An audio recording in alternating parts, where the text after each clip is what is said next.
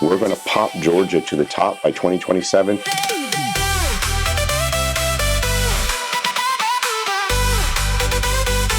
With literally a complete free access to hypercomputing for all 11 million Georgians. Today we are honored to have Representative Todd Jones, a successful business entrepreneur, technology leader, and a very high respected public servant, serving the Georgia House District 25. He has been a strong voice of innovation, business growth, education, and community leadership in Georgia. You have a choice every day to be a giver or a taker. So I wanted to make sure that I was giving every place I could. We are right now requiring the data centers to be able to basically recirculate about 98% of the water that they use. Every time you use ChatGPT, Grok, Claude, Sparky, or any other thing, you are driving demand for more and more data centers. So please understand, when you're asking, what are we doing at the data centers? My question back to you is, what are you doing with this? Your community can count on it. Before you know it, a lot of people will say, she's the one that we should lift up to lead, hopefully, what you believe is the greatest nation in the world. Hello everyone, welcome to Insight with Pravin. I am Pravin, an entrepreneur, a host, a podcast host, and an author, and also a voice of the community. Today's special conversation where we bring the leaders, visionaries, and change makers close to the Indo-American community. As elections shape the future of Georgia, it becomes important for the voters, especially the Indo-Americans, to hear directly the voice from the legislators. Today we are honored to have Representative Todd Jones, a successful business entrepreneur, technology leader, and a very high respected public servant, serving the Georgia House District 25. He has been a strong voice of innovation, business growth, education, and community leadership in Georgia. Today we'll talk about his inspiring journey, his achievements, his vision for the future, and also, most importantly, his connection with the growing Indo-American community. Representative Jones, welcome to the show. Hey, thank you for the invite. It would be great if you can introduce to the audience about yourself. Oh, sure. Happy to do so. Hey, well, hello, everybody. My name is Todd Jones. I'm honored to be the state representative for House District 25. If you're wondering, House District 25 is essentially South Forsyth County and North Fulton in the Alpharetta area. I appreciate that support that you guys have given me over the years. Looking forward to hopefully continuing that support into the 2027 and 2028 term.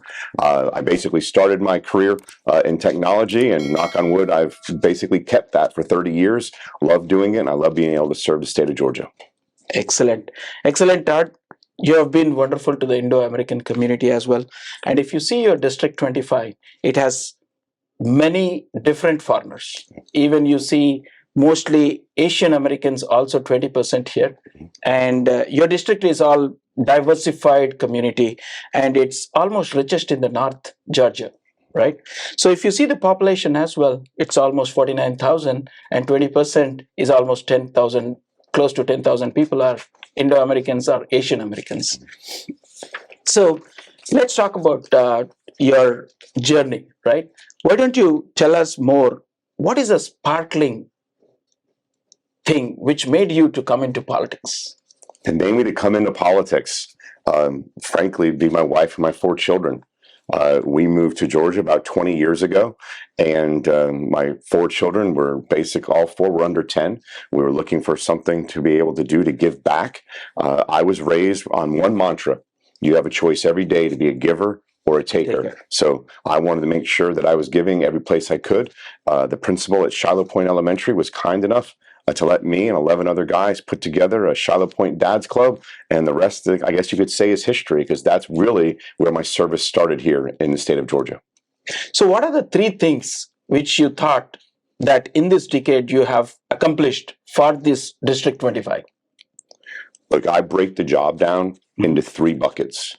The first one is constituent services, which to me is the most important. And there are so many constituents in District 25 who have had, I'll say, challenges, who've had questions, who've had difficulties with the government, and my ability to help them navigate that, my staff's ability to help navigate that, my relationship, for instance, with Congressman McCormick's office to be able to navigate that, I think is a key way that we give back to our constituents. The second thing is, in terms of when I look at the three-legged stool of the job, is great policy.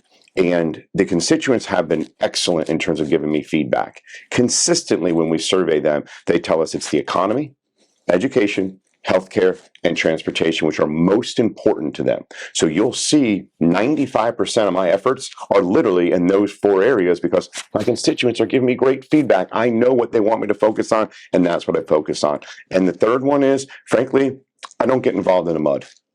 In my mind, my job is to lift up 60,000 people within House District 25, within the 11 million people within the state of Georgia. I swear an oath to the Constitution of the state and to its statutes, and I hope that everyone knows that that is my North Star. Absolutely, you are an North Star. And I also looked up about you, Todd. There is no controversy so far, and that's glad, right? So everyone wants that kind of leader to lead this district. And coming to the Indo-American, you said that three items you focus on: health, education, and transportation. And I'm sure that most of the Indo-American or Asian Americans are very good in the education, and their focus will be on the education and small businesses. What do you think your next 3 years or next term 2 years, what would you focus on the small businesses? What are the challenges and how would you focus more? Well, I think first and foremost with small businesses, continue to get out of their way. If there's one thing that government can do is get in the way of an entrepreneur, and we don't want to do that. Look, District 25, it's the wealthiest district in the state, highest income in the state, highest completed education in the state. In other words, what we want to be number one at, we're number one at. We also know that we got a lot of people, may they be senior executives at large corporations or may they be entrepreneurs within small businesses, that they just want the opportunity to get jet fuel and propel themselves up a right. So I'm going to make sure that we do not increase any regulation, and in fact, reduce regulation. I think the third thing that you're going to see from us, and specifically from me, is you're going to see that supercomputing power literally drives all the way down to 11 million Georgians. It's going to be a great way for us to be able to absolutely change the game within the 50-state union. We're going to pop Georgia to the top by 2027 with literally a complete free access to, not free access, but access to hypercomputing for all 11 million Georgians. Imagine an entrepreneur in a maker space being able to take advantage of that type of power. I mean, it's basically limitless. Are you talking about the hypercomputer, which is in AI, quantum computing? Yeah. So we are super excited. We want to make sure that we get that access to everyone, not just to our tier one research institutions, not just to, I'll say, the large corporations, but we want to make sure that we push down that access all the way down to the one person, shop that's starting up in a garage today that hopefully next time is Apple or Hewlett Packard. Excellent. Todd, you spoke about AI, right? And also hypercomputing. How do you see when you want to be successful, Georgia as a state in the United States, if you want to really progress in AI, quantum computing? So we see three things are very important. One is water, electricity, and also the data centers. How do you see Georgia competing in this space? Well, you've seen us competing in the sense that you're seeing a lot of data centers in Georgia. We're now the top data center state in the union. We're now in front of Virginia and in front of Texas. Now, with that has come challenges. You just talked about them. Water. You've also talked about electricity. What you didn't talk about was the tax credits that have been given to these corporations. So let's talk about all three of those real quickly. On the water side, we are right now requiring the data centers to be able to basically recirculate about 98% of the water that they use. So basically that's recapturing steam, like one example, but making sure that we are not basically taking from the local supply in terms of H2O and basically causing an increase in the infrastructure and the infrastructure costs on the CapEx side or on the operating cost side. On the power side, I'm going to give credit to not just Georgia Power, our EMCs, but I'm also going to give credit also to Georgia Tech and other tier one institutions. We are working in collaboration with private enterprise to find a way to put 30 additional gigawatts onto basically the grid over the next 10 years. So that takes a lot of thinking, and it also takes a lot of calibration in terms of what's possible. And I want to go ahead and also note we are working as much as we can with the federal government in terms of what are called small modular reactors, or SMRs. And we want to make sure that Georgia, if it's not the first state to be able to use SMRs, we want to be one of the top 3 states to use SMRs just for its ability to be able to deploy to the data centers. So we literally take the data center off the grid, and we effectively are leaning onto the small modular reactor just for the powering of that particular data center. Finally, on the tax credits, I believe that we're going to see next term, and if I'm lucky enough to be reelected, we're going to really work in terms of how we can recalibrate that tax credit. This was something that, in my opinion, if you go back to the initial vote, I believe in 2017, 2018, I voted no against it because I felt as if it was not pro-innovation, and I still remain with that consistent theme. However, I do believe that data centers have a place. Make no bones about it. Every time you use ChatGPT, Grok, Claude, Sparky, or any other thing, you are driving demand for more and more data centers. So please understand, when you're asking, what are we doing at the data centers? My question back to you is, what are you doing with this? If you let me know how much you plan on using this, I promise you I'll let you know in terms of great feedback on when it is that we can start to cap the data centers in our state. Excellent. Thank you so much on the data center space and also the AI space. Let's talk about transportation, right? If you see most of the tech guys from the community lives in the North Georgia, right? And we definitely do not have a transportation for some of them. There was only a MATA. Right now that is closed, I believe. So what are your plans from the transportation? Are there anything you are planning in the next 2 years? Oh, yeah. So first and foremost, we were the first state, and I led the bill to approve vertiports for air taxis, and we did that last year. We've already seen the city of Alpharetta approve one, and I want to thank Alpharetta for taking that leadership. The next one was in Roswell, and I want to thank Roswell for taking that leadership. I hope the third one is in Forsyth County. But we're going to take traffic off the roads, and the first thing that we can do is make sure we have the infrastructure ready to basically take on these air taxis.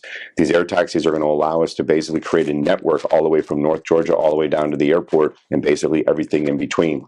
The second thing we're doing is we did the autonomous vehicle bill in 2017 before a lot of people were talking about it, because we wanted to tell the manufacturers we're open for business when it comes to autonomy. We've already seen Waymo come here. We're expecting Robotaxi to be here soon, and we'd like to be the first, but we might end up being in the top 10. But we want to have at scale as many Robotaxis and Waymo cars as possible, because again, that also alludes to greater transportation and greater efficiencies. Finally, is we are working really hard with the manufacturers in terms of getting all the manufacturers up to effectively Tesla FSD, because the faster we get autonomous vehicles at scale, the faster we put, are you ready for this? 200 to 300% more throughput through existing roads. Wow. So we know exactly that is, we can do that faster than we could build heavy rail or light rail, and from a cost perspective, billions of dollars cheaper. So this is an absolute North Star for us. In our mind, we want to get to scale. In a perfect world, we'd love to be there in about 2020, 2032, 2033. Others are telling us it's going to be 2035. Either way, to get to scale in any level of rail, it would take us 2 decades. If we can do this in less than 1 decade, everyone benefits. And frankly, let me give you this thought. We know when we're autonomous vehicles at scale, fatalities will go down by 95%, accidents down by 90%. For any of you that have a young child who's about to become a driver, any of you who have maybe an elderly parent who let's face it, their driving skills may be a little bit challenged, allowing them to be driven autonomously and basically knowing that the chances of them getting in an accident and, God forbid, losing their life are going to precipitously decrease. I think it's something that we need to do, not just from a traffic perspective, but frankly, just from a saving lives perspective. Absolutely. So let's talk about more on the air taxi and the autonomous vehicle chart. If you see the FSD, the usage has become increased from 2 to 3 years. If you see today, it's very, very smooth. I could say, as you rightly pointed out, there are less opportunities for the accidents, right? What do you see being a legislator, usage of the FSD? How do you see the accidents more or down? Do you have any insights? Oh, yeah. Yes. So Waymo and Tesla have had to report to the Federal Department of Transportation their accident data over the last couple of quarters. Are you ready for this? They're 8 times safer. Wow. Not 8%, 8 times. So if I recall the numbers correctly, there's one accident in every 600,000 miles driven when there's a human being driving it. When FSD is engaged for Tesla, for instance, it's one accident in a little over 5 million miles driven. Wow. So I don't know about you, but I know if my kids were about to turn 16, I'm probably going to teach them how to drive, but I'm probably also going to be thinking about how can autonomy play a way to make sure my child is safe. I just offered my 84-year-old mom a Tesla. Why? Because I want to make sure she's safe. And look, if we want to even go a step further, we have a series of elderly and individuals that can't leave the home around Forsyth County and North Fulton. We don't have the budget to basically make sure that all of them for 365 days a year have a way to get to their doctor's appointment, get to their pharmacy, get to the grocery store, etc. If we're able to get autonomy at scale, imagine how much further our budget goes, because our costs go down by about 75-80%. So they're safer, less accidents, less fatalities, and more cost effective for the taxpayer. Great thought, Todd. I'm sure that you being the chairman of innovation, that might speed up the process, right? I hope Most so. of the states are not ready, but I see the progress of Georgia, and we are thankful to you for you being as a chairman taking extra responsibilities and making the citizens more smoother. So let's talk about few things about the immigration and students, right? That has been a number one challenge. If you see last 2-3 quarters, there are a lot of ICE raids. There are a lot of students not getting an opportunity in the, especially in the IT, getting the internships. Because if you see Foresight, more education and more students who are very highly talented. And how do you see getting them internships, and how do you see them prospering in this Forsyth County? So great question, because we have been thinking about how do you reimagine education? Okay. So typically, it's only been the engineering track at the university level that got what are called co-ops. And then in the high school level is basically the pathways that got you basically internship opportunities. But in a world of AI, in a world of agentic AI, like you mentioned a few minutes ago, I don't believe we should be taking our children out of effectively the workforce for 4 years if they're going to go to university, for instance, out of the workforce for 1 or 2 years if they're going to go to technical college, and just literally let them go into that academic world, but not have the ability to apply or start to experience what the real world is like in terms of applying the skills that they're learning in academia. So my thought, and we are having a lot of conversations with USG and also with TCSG, is how do we effectively create staircase?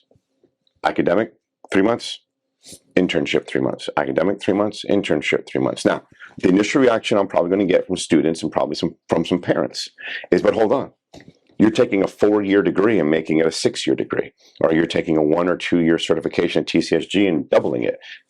True.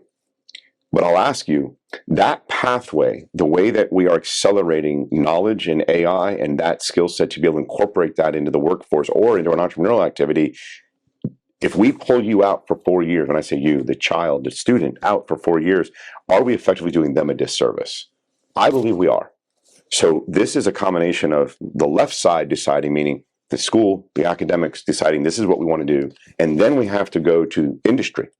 And that's everyone from the 2 to 3 person shop all the way to our largest corporations here in the state of Georgia, and saying, I need you to place X number of interns for 3 months. And let me tell you why. You may not ever hire them because they're probably not going to be done with their degree or their certification for another 2, 3, 4 years. But what you're doing is allowing the state of Georgia to build the most modern workforce in this union, or I would even argue in the entire world. That's what our goal is, and that's one of the things that I'll be leading as head of innovation. That's awesome. So if I were to understand, you are extending the curriculum, and in between you are adding the live internships. Is that what you meant? Well, I don't know if I want to extend curriculum, because I'll let the educators decide what, for instance, at the university level, what 124 credits they have to take in order to get their degree. What I'm suggesting is they go to class for, say, 90 days. Then they go to the work world for 90 days. Back to class for 90 days. So again, I'll let academia here decide what is appropriate for them. I will then make the argument that industry will come in and then help us be able to help them apply that. That to me is really the goal, right? Because in my mind, I remember, and I'm old, I went to undergrad from 85 to 89. Taking me out of the workplace, Pravin, for 4 years, I missed out on the conversion from Quattro to Excel. Okay, I know there's probably a lot of people there laughing right now who are my age, but the world just did not move that fast when I was gone for 4 years effectively at university. It's just moving too fast, in my opinion, to basically take out the child who's going to graduate from high school this year in 2026 and literally say, hey, we'll see you in 2030. Imagine how much will change by 2030 if we don't get them application skills just as much as academic skills. Absolutely, yeah. I agree. So you also wanted to put a little bit on the companies to have these internships. Absolutely. I think this is mostly wanted, Todd. Yes. I'm sure that everyone will be laughing, but this is very much needed in the community, because you are getting more and more students out of the career and they are looking for live jobs. 1,000%. And look, everybody benefits from having a world-class workforce. Okay, so again, if you are the small startup and you have dreams of becoming the next Tesla or SpaceX, guess what you need? You need a lot of things. You need capital. You need the ability to deploy that capital, but you need human capital to be able to execute the strategy and the mission and the vision that you have. Or if you're one of our larger corporations, the fact is, in order to keep that machine running and also achieve your next strategic goal, you need both human and, I'll say, financial capital. Again, human beings are going to play a critical role in the fifth industrial revolution, contrary to what some folks are thinking. And that our ability to train our students in Forsyth County and frankly in the entire state of Georgia to be the best in the state, but also the best in the union, I think is critical, because that is what will keep companies here and frankly have companies be moving here at a much faster rate. Absolutely. That's a great thought. Todd, if you see in the South Forsyth, right? Let's talk about small business IT in the South Forsyth. Businesses, yes, it's perfect.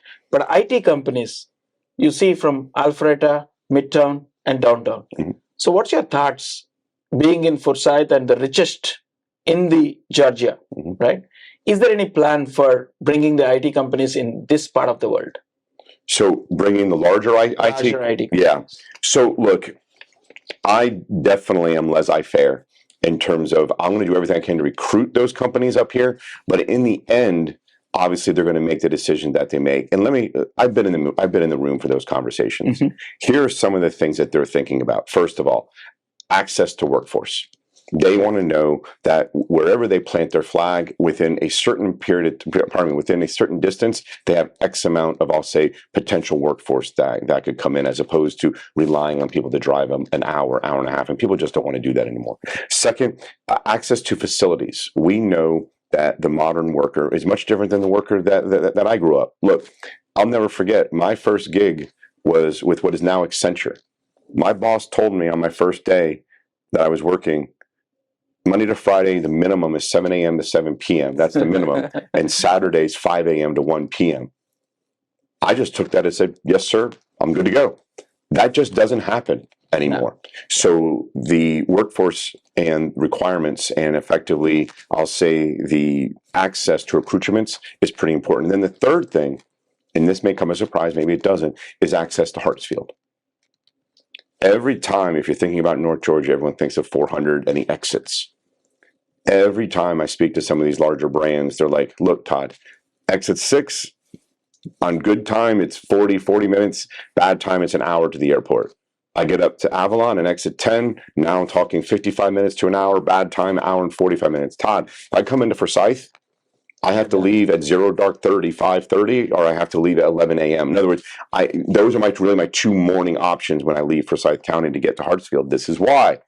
Going back to a question probably 20 questions ago, getting air taxis in, getting autonomous vehicles at scale, because we don't want that third question that the large brands are asking us, meaning access to Hartsfield. We don't want to fail that here in Forsyth County. We want to be able to say, hold on, we got air taxis.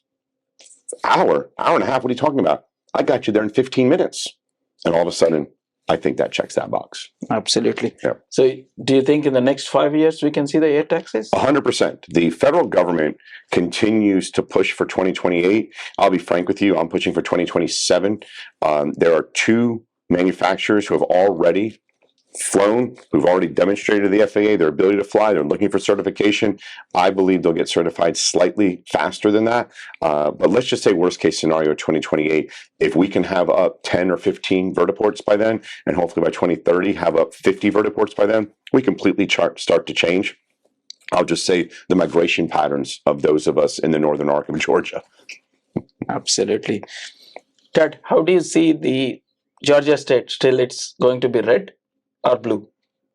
So I think at the end of the day, Georgia will remain a conservative state. I do believe that.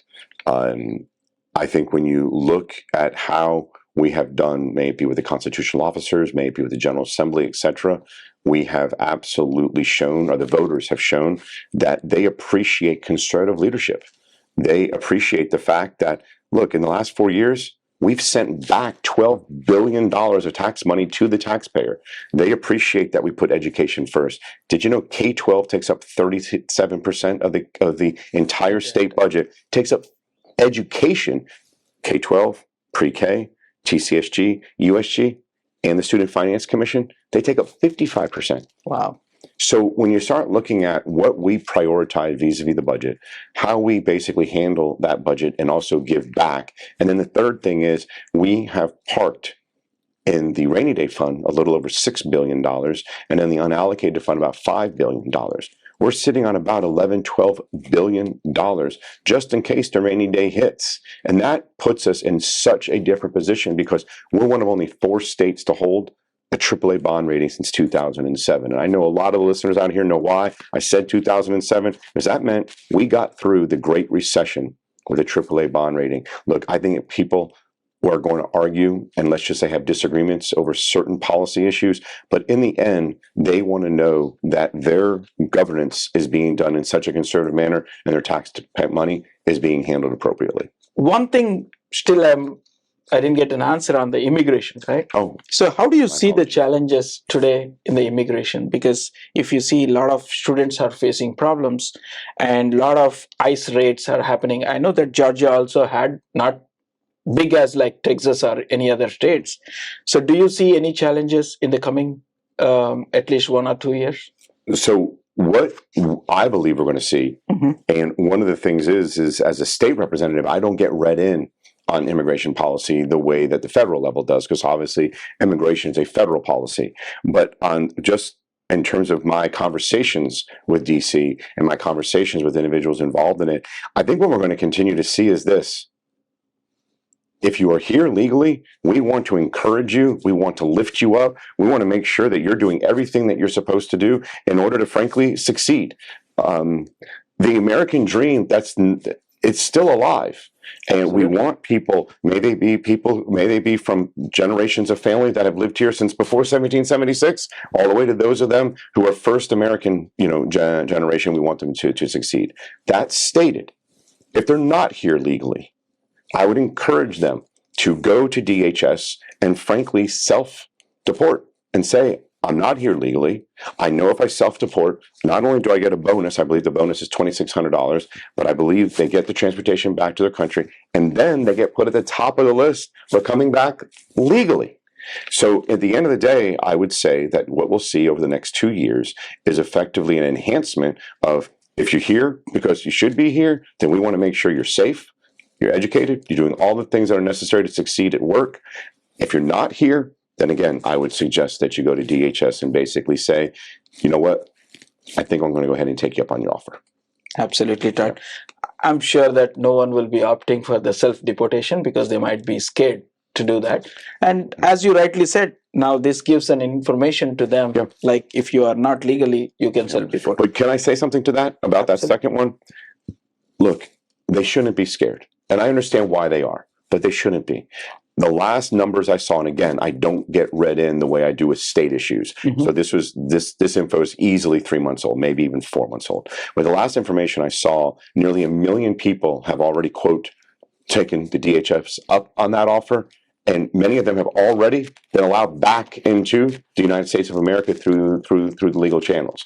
So if they're concerned, if they're scared, if they feel as if they're not going to be treated appropriately or humanely, whatever that may be, please, I would ask them to research. I would ask them to look to see. I think they will notice that that is not the goal of the federal government. The federal government is to do this appropriately and to do it honorably. And hopefully they can do that. If not, again, they know my number, just gave it to them, have them give me a phone call or a text, and I'm happy to connect them with whoever they deem they would need to speak to at the federal level in order to get comfortable. Thank you, Todd. Thank you for the suggestion. That's really awesome because people who are illegal, they might know and they can definitely come forward.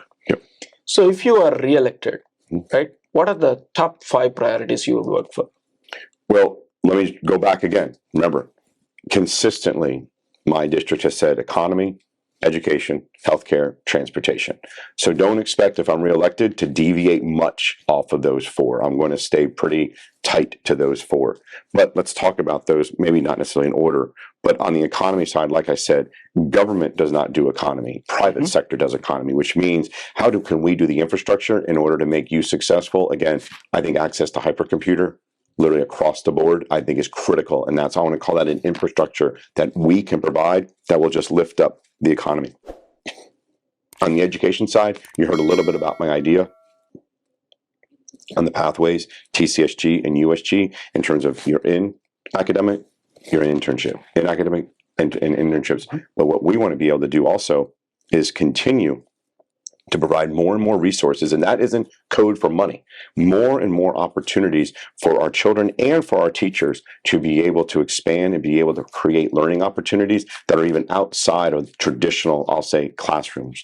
Finally, on the healthcare side, we are working already with the Medical Association of Georgia to be prepared.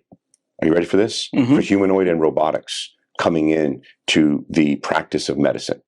Wow. I got 9 counties in the state without a doctor, 30 without an OBGYN.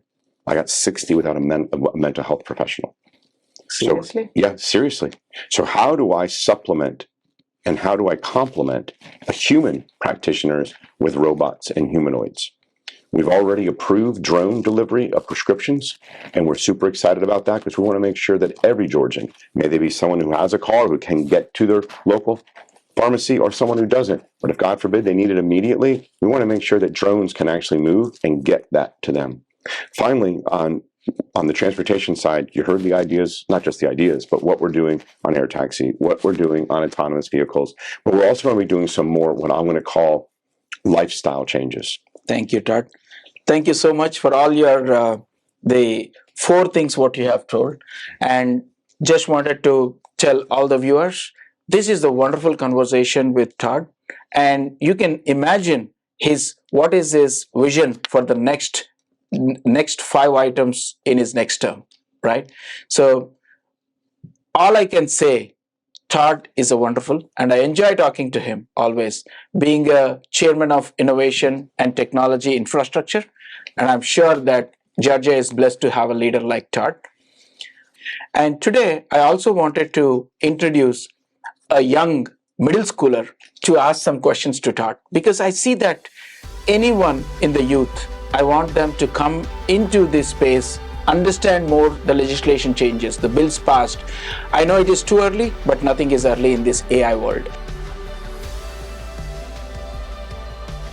Hello, Representative Todd Jones. My name is Akanksha Puram. I'm a middle school student, and one day I have a dream of becoming the President of America. What advice would you give someone my age who wants to be a leader?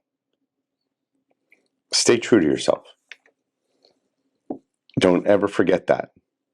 As you move along in life, you will have an opportunity every day to be a giver or be a taker. Every chance you have, be a giver. Be someone that, first of all, your family can count on, then your neighbors can count on, your community can count on, and before you know it, a lot of people will say, she's the one that we should lift up to lead, hopefully, what you believe is the greatest nation in the world. Okay. When you were my age, did you ever imagine that you would become a state representative, and what were your dreams when you were a kid? Well, that was a long time ago, but I remember very clearly wanting to just continuously see, is there a way that I could do something? And I'll be honest, I don't know if I understood what community service was truly. I didn't know. I just knew that what could I do with my fellow students, and how could I do it with them? And look, I got really lucky. I got elected the president of my 7th grade class, 8th grade class, 10th grade class, 11th grade class, and 12th grade class. So at some point, my colleagues, I guess you could say, my fellow students thought I was the right person to lead the way. And I've always just tried to get basically a framing of our ability as just human beings to get along and be able to find a way to make the next thing happen. And then if you were speaking to every young student in America today, what is the one message you would want all of them to remember forever? Stop being afraid to fail. My biggest concern for your generation isn't so much that you're going to do great things. You're going to do amazing things. You're going to, I truly believe, solve the ills of the world. I believe you're going to solve world hunger. I think there's a good chance you'll solve world peace. But you know what's going to be the one thing that's going to stop you? Oh. The fear of this. Because the generation is so concerned about what 1,000 people who they don't know say about them on the things that they try. Look, I've done 7 businesses in my life. 7. Everyone always wants to talk to me about 5 of them. You want to know why? Why? They're the ones I succeeded at. Oh. Right? Okay. I took one public. That's a big deal. Got bought out. That's a big deal. It's weird. No one ever wants to talk about these 2. The ones that I failed at. And I failed, so spectacularly, they should do a Harvard business case on me. I did it so well. But the fact is I learned more from these 2 than I did from these 5. But remember, I failed in almost obscurity. This didn't exist. I didn't have to worry about what people would say who are half literally a world away from me. And I hope that your generation, with all this amazing access and resources that you're being given, I hope that you literally say, you know what? I know I can be the president of the United States, and I'm going to stay focused on that. And I'm not going to be afraid to fail. One of our greatest presidents, Abraham Lincoln, he failed several times. Tried for elected office, failed. Tried for business, failed. Imagine if Abraham Lincoln had failed to literally say, you know what? I'm going to dust myself off and go for it again. He may not have been the president during the Civil War, and we don't know where the Civil War would have gone without him as president. So think about that. Just don't let the fear of failure ever paralyze you where you don't do it. Say to yourself, it's a great opportunity. If I do fail, I'll learn something from it. And I know that's hard. At your age, that's super hard, because failing at something must feel as if the world's going to come to an end. But I promise you something, and I want you to ask not just your dad, but I want you to ask your grandparents, your uncles, and everybody. As you get older, the best question you can ask those of us who have lost our hair and we're getting gray, what do you regret? And you know what I think most of the answers are going to be? What they didn't try, not what they tried and failed at. They're going to really, that's going to be their regret, is what they didn't try. So there you go. Okay. Don't let that, don't let failure get in the way. You're welcome. Thank you so much for your time. Okay, thanks for inviting me. If you're doing impactful work for the Indian-American community or creating a positive impact, feel free to connect with us at Pravin@ideologymedia.com.